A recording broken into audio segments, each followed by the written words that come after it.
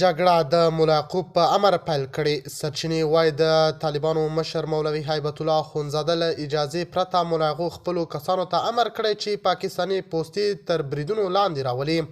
هغه له خپل مشره د ننګرهار د هوایي بریدونو غبرګون کې د غچ اخیستونکو ځوابیه بریدونو د امر غوښتنه کړې وه، خو د هو او نه ځواب یې ورته ځنډولی و. د باور ټي وي چینل درنو لیدونکو سلام، ستړي مه شئ، وخت مو بخیر.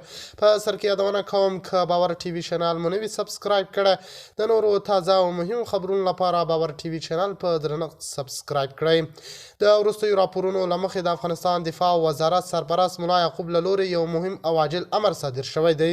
په دې امر کې ویل شوي چې افغان ځواکونه باید د سرحدي سیمو په کچه بشپړ چمتووالی ولري او د هر ډول احتمالي تیریو په وړاندې سمدستي اقدام وکړي.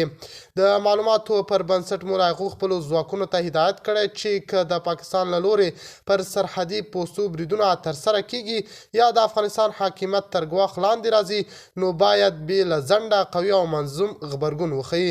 هغه ټینګار کړی چې د هیواد دفاع او د خلکو امنیت د ټولو ځواکونو اساسي مسؤلیت دی. په راپور کې دا هم ویل شوي چې په ځینو سرحدي سیمو کې د امنیتي تدابیرو کچه لوړه شوې او ځواکونه په تیار سوي حالات کې ځای پر ځای شوي دي. د نوموړي په وینا هیڅ هیواد ته اجازه نه ورکول کیږي چې د افغانستان پر خاوره او حاکمیت تیری وکړي. پوځي شنونکي باور لري چې دا ډول څرګندونې د سیمې د وروستیو تحولاتو له امله دي او ښایي د افغانستان او پاکستان ترمنځ کړکېچ نور هم زیات کړي. خو دفاع وزارت له نظره دا یو دفاعي او لازم اقدام بلل کیږي. په پای کې ملا یعقوب یو ځل بیا خپلو ځواکونو ته سپارښتنه کړې چې په پوره نظم، همغږۍ او چمتووالي سره خپل مسؤلیتونه ترسره کړي او د هیواد له خاورې، خلکو او ملي حاکمیت څخه په کلکه دفاع وکړي. د باور ټي وي چینل درنو لیدونکو، دا و زموږ ته د مهال چمتو کړی خبر. تر بیا خیر چارې.